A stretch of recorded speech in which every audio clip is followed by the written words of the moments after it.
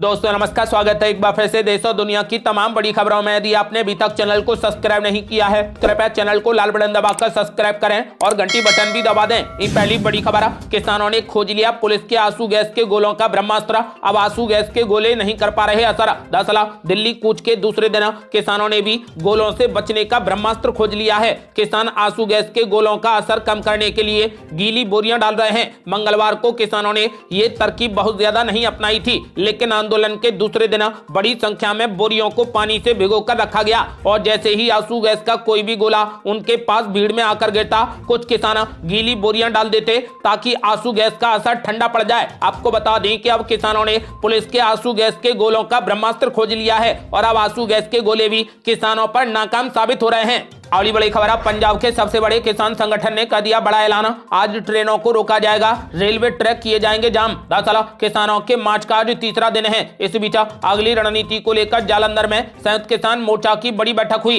इस बैठक से बाहर निकलकर जोगिंदर सिंह उग्राह ने जानकारी दी कि केंद्र के रवैये के खिलाफ रेल रोको आंदोलन का फैसला लिया गया है। उग्राह ने कहा कि केंद्र सरकार द्वारा किसानों के साथ में किए गए दुर्व्यवहार के कारण आज हमारे जत्थेबंदी की ओर से 7 जगहों पर रेल को आंदोलन किया जाएगा। आपको बता दें कि अब किसानों ने ट्रेनों का चक्का जाम करने का भी ऐलान कर दिया है।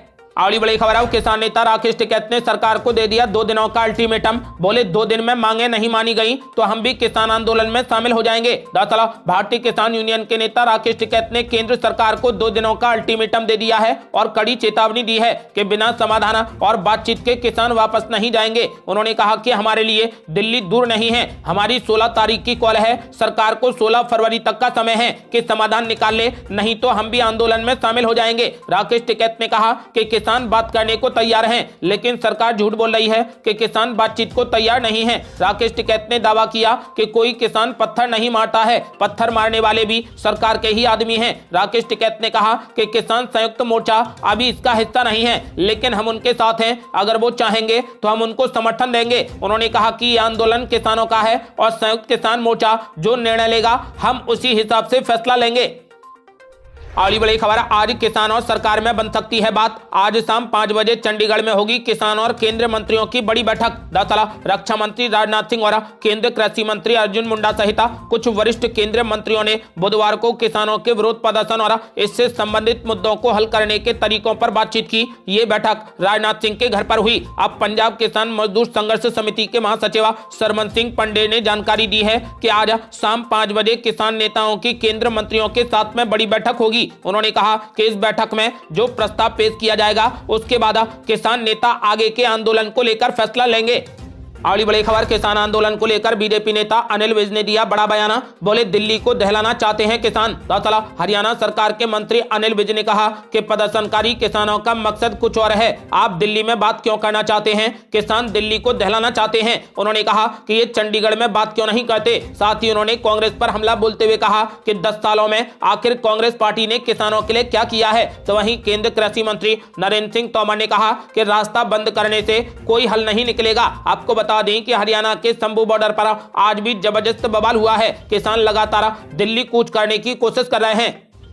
अगली बड़ी खबर, किसान आंदोलन को लेकर सुधांशु त्रिवेदी ने दिया बड़ा बयान। बोले किसानों की बहुत सारी मांगों को मान लिया गया है। दरअसल बीजेपी प्रवक्ता सुधांशु त्रिवेदी ने किसान आंदोलन को लेकर कहा कि सरकार किसानों के मुद्दे पर बड़ी संवेदनशीलता के साथ में काम कर रही है। उन्होंने कहा कि किसानों की बहुत सारी मांगों को मान लिया गया है। उन्होंने कहा कि कुछ मांगे विचित्र हैं। जो किसानों की मांग है वो लीगल होने के लायक नहीं है। उन्होंने कहा कि अब तो चुनाव का समय आने वाला है, कोई कानून भी नहीं बन सकता है। अगली बड़ी खबर, दिल्ली में टूट गया आम आदमी पार्टी और कांग्रेस का गठबंधन। अरविंद केजरीवाल से कांग्रेस हाईकमान नाराज। दरअसल लोकसभा चुनाव 2024 से पहले दिल्ली में आम आदमी पार्टी और कांग्रेस का गठबंधन टूट गया है। आम आदमी पार्टी की ओर से असम और गुजरात में अपने उम्मीदवारों की घोषणा करने के बाद कांग्रेस आलाकमान नाराज है। सेंट्रल लीडरशिप ने प्रदेश नेतृत्व को दिल्ली की सभी 7 लोकसभा सीटों पर तैयारियां शुरू करने के आदेश दे दिए हैं। आपको बता दें कि अब दिल्ली में आम आदमी पार्टी और कांग्रेस का गठबंधन खत्म हो गया है। अगली बड़ी खबर, दिल्ली के बाद बंगाल, बिहार और पंजाब में भी नहीं बन रही बात, यहां भी टूट सकता है गठबंधन। दरअसल पश्चिम बंगाल में टीएमसी चीफ ममता बनर्जी पहले ही इंडिया गठबंधन से अलग होकर अकेले चुनाव लड़ने का ऐलान कर चुकी हैं। इसके बाद नीतीश कुमार की पार्टी जेडीयू भी इंडिया गठबंधन से अलग हो चुकी है। तो वहीं पंजाब के मुख्यमंत्री भगवंत मान भी वहां अकेले चुनाव लड़ने की बात कह चुके हैं। यानी कई जगहों पर अब इंडिया गठबंधन पूरे तरीके से बिखर गया है और अब दिल्ली में भी इंडिया गठबंधन टूट गया है। यानी एक एक करके इंडिया गठबंधन के साथी बिछड़ते जा रहे हैं। अगली बड़ी खबर, खालिस्तानी कहे जाने पर किसान नेता सरवन सिंह पंधेर ने दिया बड़ा जवाब। बोले हम देश के किसान हैं, हम खालिस्तानी नहीं हैं। दरअसल सरवन सिंह पंधेर ने कहा कि हम खालिस्तानी एजेंट नहीं हैं, हमारी कोशिश है कि टकराव से बचा जाए, सरकार हमें रास्ता दे, हम ये कोशिश करेंगे। उन्होंने कहा कि हम देश के किसान मजदूर हैं, हमारे ऊपर पहले भी खालिस्तान का टैग लगाया गया। ये बोला गया कि पाकिस्तान की एजेंसियां इनकी मदद कर रही हैं, ये भी बोला गया कि चीन की एजेंसियां मदद कर रही हैं। उन्होंने कहा कि अब कहा जा रहा है कि इनके पीछे लेफ्ट वाले हैं, फिर बोलते हैं कि कांग्रेस वाले हैं, कभी कहते हैं कि पंजाब की आम आदमी पार्टी सरकार इनके पीछे है। उन्होंने कहा कि पहले आप फैसला करें कि हमारे पीछे कौन कौन है। उन्होंने कहा कि इस तरीके से भ्रमित करके आप हमारी उचित मांगों को ठुकरा नहीं सकते। उन्होंने कहा कि खालिस्तान हमारा एजेंडा नहीं है, हम इस देश के किसान हैं। बड़ी बड़ी खबर है, ईडी ने अब अरविंद केजरीवाल को भेजा छठा समन, 19 फरवरी को पूछताछ में होना होगा शामिल। दरअसल ईडी ने शराब नीति मामले में अब दिल्ली के मुख्यमंत्री अरविंद केजरीवाल को छठा समन जारी करा। 19 फरवरी को पूछताछ के लिए पेश होने को कहा है। मुख्यमंत्री अरविंद केजरीवाल को दिल्ली स्थित ईडी मुख्यालय में पेश होने के लिए कहा गया है। इस मामले में दिल्ली के मुख्यमंत्री को अभी तक 5 बार समन जारी करा पूछताछ के लिए बुलाया गया था, लेकिन वे एक भी बार जांच में शामिल नहीं हुए। इस बार भी वो शामिल होंगे या नहीं, अभी इस बात को लेकर कोई खुलासा नहीं किया गया है। अगली बड़ी खबर, हेमंत बिस्व शर्मा ने राहुल गांधी पर साधा निशाना। बोले भारत जोड़ो यात्रा बनी कांग्रेस तोड़ो यात्रा। असम कांग्रेस के 25 में से 4 विधायक बीजेपी के साथ, बाकी भी जल्द आएंगे। दरअसल असम के मुख्यमंत्री हेमंत बिस्व शर्मा ने राहुल गांधी की भारत जोड़ो यात्रा पर एक बार फिर से हमला बोला है। हेमंत बिस्व शर्मा ने राहुल गांधी पर तंज कसते हुए कहा कि उन्होंने भारत जोड़ो यात्रा शुरू की थी, लेकिन अब ये कांग्रेस तोड़ो यात्रा बन गई है। हेमंत बिस्व शर्मा ने उनकी भारत जोड़ो न्याय यात्रा को भी भारत जोड़ो अन्याय यात्रा बताया। हेमंत बिस्व शर्मा ने यह भी कहा कि असम में कांग्रेस के 25 विधायक हैं, इनमें से बुधवार को कांग्रेस के 2 विधायक प्रधानमंत्री नरेंद्र मोदी की जन कल्याणकारी नीतियों से बेहद प्रभावित हैं। उन्होंने पीएम मोदी की नीतियों का समर्थन करने का निर्णय लिया है। हेमंत बिस्व शर्मा ने यह भी कहा कि बाकी के विधायक भी जल्द ही आएंगे। अगली बड़ी खबर, गिरिराज सिंह ने सोनिया गांधी, राहुल गांधी और मल्लिकार्जुन खड़गे पर बोला जबरदस्त हमला। बोले सोनिया गांधी थक गई हैं, राहुल गांधी नहीं हो पा रहे लॉन्च। दरअसल सोनिया गांधी ने राज्यसभा के लिए अपना नामांकन दाखिल कर दिया है। बिहार में बेगूसराय से सांसद और केंद्रीय मंत्री गिरिराज सिंह ने कांग्रेस और सोनिया गांधी पर जमकर निशाना साधा है। गिरिराज सिंह ने मीडिया से बात करते हुए कहा कि कांग्रेस की सबसे बड़ी नेता सोनिया गांधी है। अब कांग्रेस थकी है या सोनिया गांधी थकी है, ये तो जनता निर्णय करेगी। थक तो जरूर गई हैं। गिरिराज सिंह ने कहा कि सोनिया गांधी को हमारी शुभकामनाएं हैं कि वे राज्यसभा में आए। न्यूज एजेंसी एनआई से बातचीत में बीजेपी नेता गिरिराज सिंह ने राहुल गांधी पर भी जमकर हमला बोला। कांग्रेस अध्यक्ष मल्लिकार्जुन खड़गे का जिक्र करते हुए उन्होंने कहा कि मल्लिकार्जुन खड़गे निराश हैं, वे राहुल गांधी को लॉन्च कर रहे हैं लेकिन वे लॉन्च नहीं हो पा रहे। उन्होंने कहा कि राहुल गांधी मात्र लॉन्चिंग पैड पर ही खड़े हैं। अगली बड़ी खबर, सोनिया गांधी के राज्यसभा जाने पर बीजेपी ने बोला जबरदस्त हमला। कहा गांधी परिवार ने यूपी से बांध लिया बस्ता, पता है 80 में 0 ही आएगा। दरअसल कांग्रेस की पूर्व अध्यक्ष सोनिया गांधी ने आगामी राज्यसभा चुनावों के लिए राजस्थान से नामांकन पत्र दाखिल कर दिया है। इस पर केंद्र की सत्ताधारी पार्टी बीजेपी ने तीखा हमला बोला है। पार्टी प्रवक्ता गौरव भाटिया ने कहा कि कभी गांधी परिवार का गढ़ रहे उत्तर प्रदेश से अब इस परिवार ने बस्ता बांध लिया है। भाटिया ने कहा कि कांग्रेस को इस बात का अनुमान हो चला है कि आगामी लोकसभा चुनावों में राज्य की 80 सीटों में से कांग्रेस को 0 ही मिलेगा, इसीलिए गांधी परिवार ने अब यूपी से अपना बस्ता बांध लिया है। अगली बड़ी खबर, सोनिया गांधी के राजस्थान से राज्यसभा नामांकन पर सम्राट चौधरी ने बोला जबरदस्त हमला। बोले राहुल गांधी को भी जाना पड़ेगा। दरअसल भारतीय जनता पार्टी के बिहार प्रदेश अध्यक्ष और उप मुख्यमंत्री सम्राट चौधरी ने कहा कि कुछ समय के बाद कांग्रेस नेता राहुल गांधी को भी राज्यसभा जाना पड़ेगा। सम्राट चौधरी ने कांग्रेस की पूर्व अध्यक्ष सोनिया गांधी के राजस्थान से राज्यसभा चुनाव के लिए नामांकन करने पर यह प्रतिक्रिया दी है। उन्होंने कहा कि जाना ही पड़ेगा, अभी तो सोनिया गांधी ही गई हैं, कुछ दिन के बाद राहुल गांधी को भी राज्यसभा जाना पड़ेगा।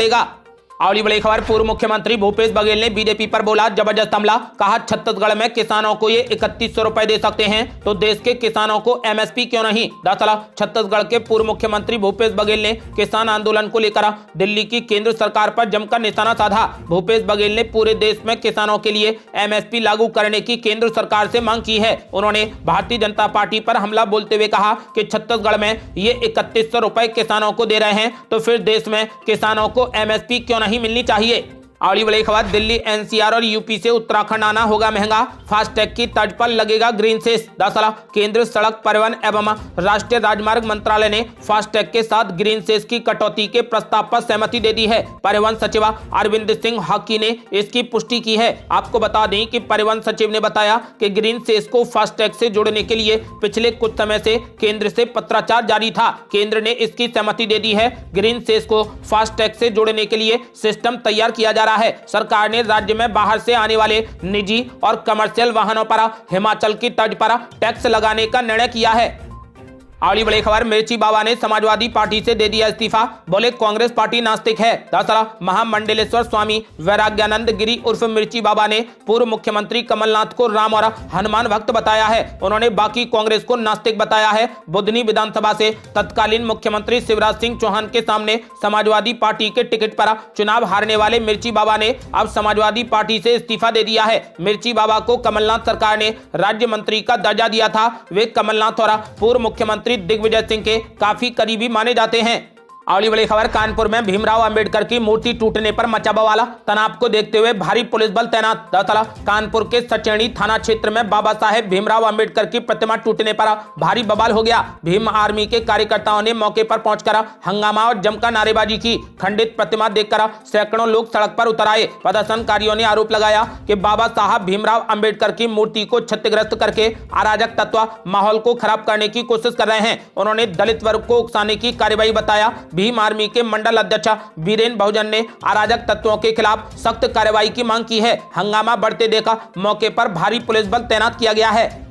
अगली बड़ी खबर, अब विपक्ष में मच रही भगदड़, महबूबा मुफ्ती की पार्टी के नेता अरशद महमूद बीजेपी में हो गए शामिल। दरअसल महबूबा मुफ्ती की पार्टी पीडीपी के नेता अरशद महमूद बीजेपी में शामिल हो गए हैं। बीजेपी में शामिल होने के बाद अरशद महमूद ने कहा कि इस देश में जितना काम 70 साल में नहीं हुआ उतना पीएम नरेंद्र मोदी के नेतृत्व में हुआ है, इसीलिए मैंने बीजेपी ज्वाइन करने का फैसला किया है। अरशद ने कहा कि मुझे कल ही पता चला कि आज बीजेपी ज्वाइन करने का कार्यक्रम है। अगर मुझे 10 दिन का वक्त और दिया जाता तो मेरे साथ और भी लोग बीजेपी ज्वाइन कर लेते और इस हॉल में लोगों के बैठने की भी जगह नहीं मिलती। उन्होंने कहा कि आज मुझे अपने ऊपर गर्व है कि मैंने लार्जेस्ट पार्टी बीजेपी का सैकड़ों साथियों के साथ में दामन थाम लिया है। अगली बड़ी खबर है, रायबरेली में नहीं बल्कि इस जिले में राहुल गांधी के साथ में भारत जोड़ो यात्रा में दिखेंगे अखिलेश यादव। दरअसल उत्तर प्रदेश स्थित वाराणसी में 17 फरवरी को होने वाले राहुल गांधी के रोड शो में प्रियंका गांधी भी शामिल होंगी। अखिलेश यादव के भी इस रोड शो में शामिल होने की संभावना है। कांग्रेस की ओर से बताया गया है कि राहुल गांधी श्री काशी विश्वनाथ मंदिर में दर्शन पूजन करेंगे। प्रदेश अध्यक्ष अजय राय ने बताया कि 16 फरवरी की शाम को राहुल गांधी की भारत जोड़ो न्याय यात्रा चंदौली के क्षेत्र पड़ाव सुजाबाद पहुंचेगी। कांग्रेस की भारत जोड़ो न्याय यात्रा का रात्रि विश्राम यहीं पर रहेगा। आपको बता दें कि ऐसी संभावना है कि वाराणसी में रोड शो में अखिलेश यादव भी शामिल होंगे।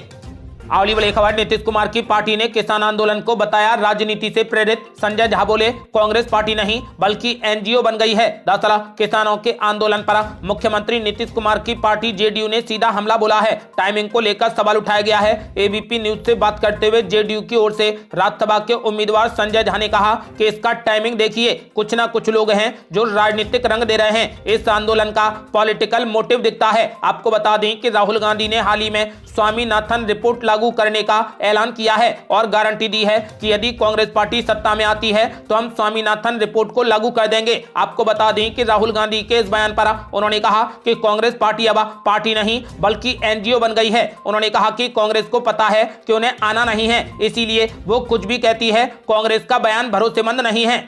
अगली बड़ी खबर, लाल बहादुर शास्त्री के पोते दिवाकर शास्त्री बीजेपी में हो गए शामिल। तो आरएलडी ने कांग्रेस पार्टी पर साधा निशाना, कहा कुछ दिनों में कांग्रेस के पास सिर्फ युवराज ही रह जाएगा। दरअसल पूर्व प्रधानमंत्री लाल बहादुर शास्त्री के पोते दिवाकर शास्त्री उत्तर प्रदेश के उप मुख्यमंत्री ब्रजेश पाठक की मौजूदगी में भाजपा में शामिल हो गए। दिवाकर शास्त्री ने कांग्रेस पार्टी से इस्तीफा दे दिया है। उनके इस फैसले पर राष्ट्रीय लोकदल ने बड़ी प्रतिक्रिया दी। पार्टी के नेता रोहित अग्रवाल ने सोशल मीडिया साइट टेक्स पर कांग्रेस पर हमला किया है। उन्होंने कहा कि पूर्व प्रधानमंत्री लाल बहादुर शास्त्री के पोते दिवाकर शास्त्री ने कांग्रेस से इस्तीफा दे दिया और वो बीजेपी में शामिल हो गए। उन्होंने कहा कि कुछ दिनों में कांग्रेस के पास सिर्फ युवराज ही रह जाएगा।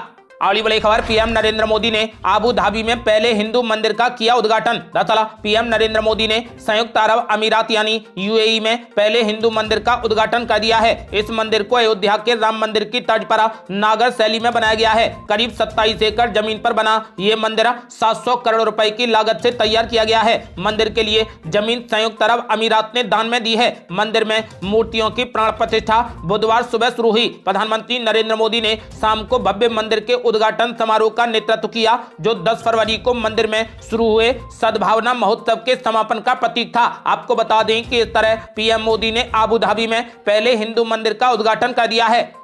अगली बड़ी खबर, अब कल्कि धाम की आधारशिला रखेंगे पीएम नरेंद्र मोदी। 19 फरवरी को जाएंगे संभल। दरअसल प्रधानमंत्री नरेंद्र मोदी 19 फरवरी को संभल स्थित कल्कि धाम जाएंगे। वो यहां पर कल्कि धाम की आधारशिला रखेंगे। उसी दिन पीएम मोदी लखनऊ के दौरे पर भी जाएंगे, जहां पर 10 लाख करोड़ रुपए के प्रोजेक्ट्स का उद्घाटन और आधारशिला रखेंगे। इसके साथ ही 22 फरवरी को 2 दिन के दौरे पर पीएम नरेंद्र मोदी वाराणसी जाएंगे। यहाँ पर कई प्रोजेक्ट्स का उद्घाटन करेंगे। पीएम मोदी के दौरे को लेकर सुरक्षा के पुख्ता इंतजाम किए गए हैं। आपको बता दें कि सोमवार को मुख्यमंत्री योगी आदित्यनाथ ने भी मौके पर जाकर हालात का जायजा लिया है।